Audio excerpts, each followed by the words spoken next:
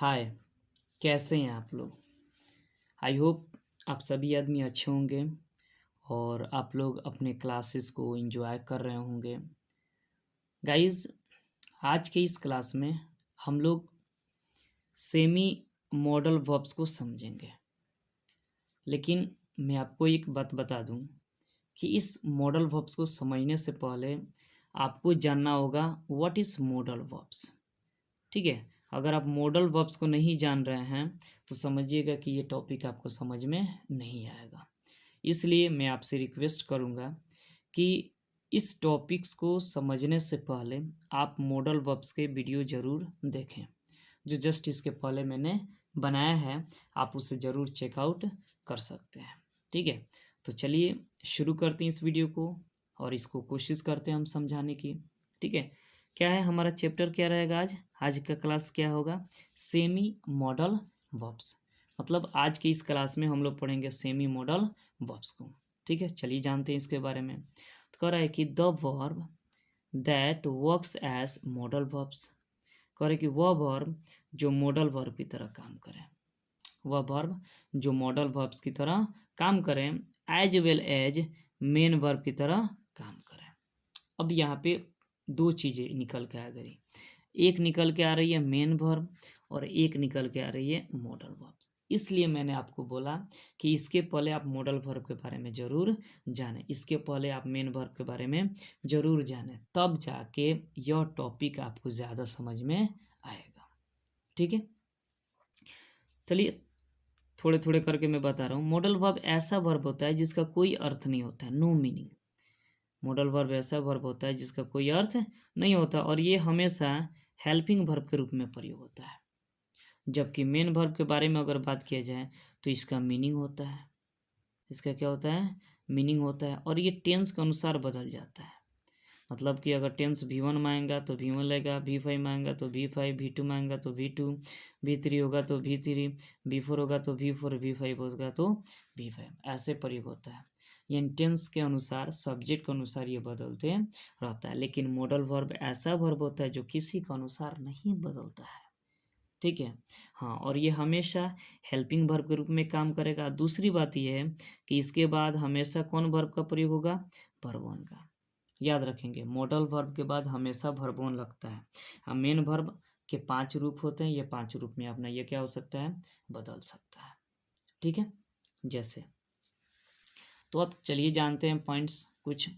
As a main verb मतलब कि अगर, एक चीज़ और मैं यहाँ पे छोड़ रहा हूँ, करें कि सेमी जो मॉडल्स हैं उनकी संख्या मात्र 3 है, नीड, डियर और यूज्ड टू। ठीक है, हाँ, उनकी संख्या 3 है, नीड, डियर और यूज्ड टू। तो अगर हम इन तीनों का प्रयोग मेन वर्ब के रूप में देखें, किस रूप में देखें? मेन वर्ब, क्योंकि अभी हमने बताया कि मेन वर्ब का अर्थ होता है, मेन वर्ब का क्या होता है जी? अर्थ होता है। तो चलिए जानते हैं। तो नीड को लेते हैं, सबसे पहले किसको लेते हैं? नीड को। तो नीड का अगर अर्थ देखें तो इसका मीनिंग होता है ज़रूरत होना या ज़रूरत पड़ना। अच्छा, अगर इसका फॉर्म्स देखें तो नीड जो होता है वो V1 होता है, नीडेड जो होता है वो V2 या V3 हो सकता है, नीड्स जो होता है वो V5 होता है। लेकिन इंग्लिश की दुनिया में नीडिंग का प्रयोग नहीं होता है, यानी नीड का V4 का प्रयोग इंग्लिश की दुनिया में नहीं होता है।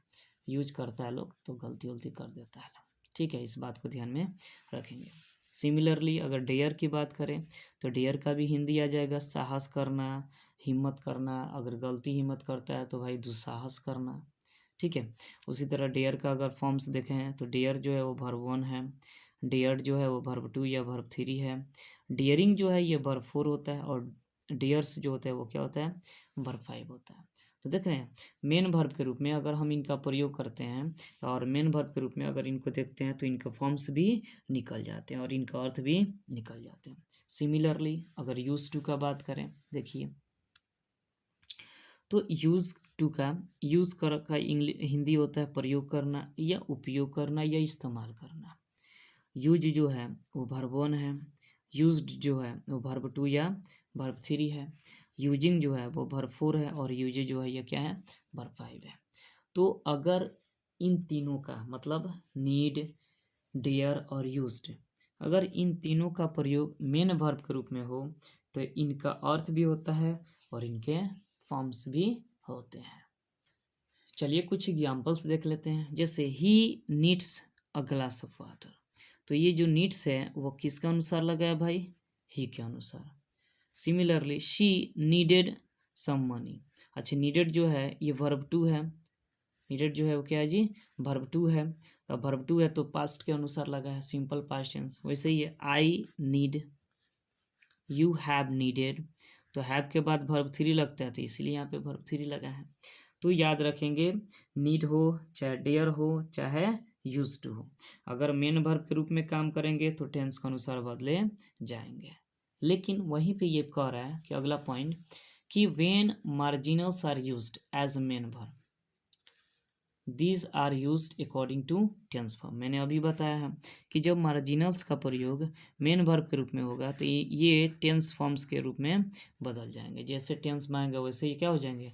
बदल जाएंगे। जैसे एग्जांपल देख लीजिए, she needs, he needs, you need, she needed, I need, you have need, I have need, they had needed, he dares, she dared, I dare, you use, I used, she uses.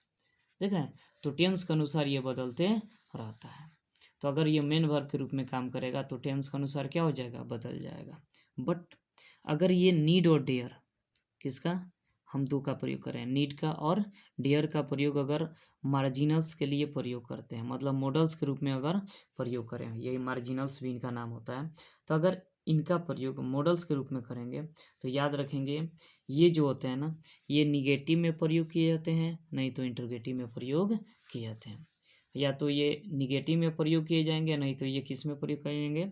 Interrogative sentence में प्रयोग करे जाएंगे। जैसे I need not, देख लीजिए आ गया verb one. तो model हमें, मैंने कुछ समय पहले बोला कि मॉडल वर्ब के बाद हमेशा किसका प्रयोग होता है? Verb one. तो ये मॉडल के रूप में काम किया, इसीलिए अपने बाद ये क्या लिया? वर्ब वन लिया। वैसे ये ही डेयर नॉट सीट, फिर वर्ब वन आ गया। तो मॉडल के रूप में काम करेगा तो ये अपने बाद वर्ब वन लेगा। और दूसरी बात है कि इसका प्रयोग या तो निगेटिव में होगा और नहीं तो इंट्रोगेटिव सेंटेंस में, इन दोनों का प्रयोग होगा। ठीक है। सिमिलरली अगर यूज टू का प्रयोग करें तो यूज टू का प्रयोग पास्ट के हैबिट को दर्शाने के लिए करता है। किस रूप में भाई? तो मॉडल्स के रूप में। अगर इनका प्रयोग मॉडल के रूप में करते हैं, मॉडल के रूप में करते हैं तो यूज टू पास्ट हैबिट को दर्शाता है। जैसे आई यूज टू मूव, तो ये वर्ब वन हो गया। शी यूज टू कुक, तो ये क्या हो गया? वर्ब वन हो गया। तो याद रखेंगे इस बात को कि जो मार्जिनल्स होते हैं, नीड, डेयर और यूज टू, ये जो सेमी मॉडल्स होते हैं, ठीक है, वो मेन वर्ब का भी काम करते हैं और मॉडल वर्ब का भी काम करते हैं। तो जब मेन वर्ब बनेंगे तो टेंस के अनुसार बदलेंगे, और जो मॉडल वर्ब बनेंगे तो याद रखेंगे नीड और डेयर हमेशा या तो निगेटिव में जाता है या इंट्रोगेटिव सेंटेंस में प्रयोग होता है। वहीं यूज टू का प्रयोग करते हैं तो वो पास्ट हैबिट को दर्शाने के लिए प्रयोग किया जाता है। ठीक है। तो आई होप कि यह भी क्लास गाइज आपको अच्छा लगा होगा, और अगर अच्छा लगा होगा तो आप अपने दोस्तों में ज़रूर शेयर करें, और अगर आप इस चैनल पर नए हैं तो प्लीज़ सब्सक्राइब ज़रूर कर दें। ठीक है।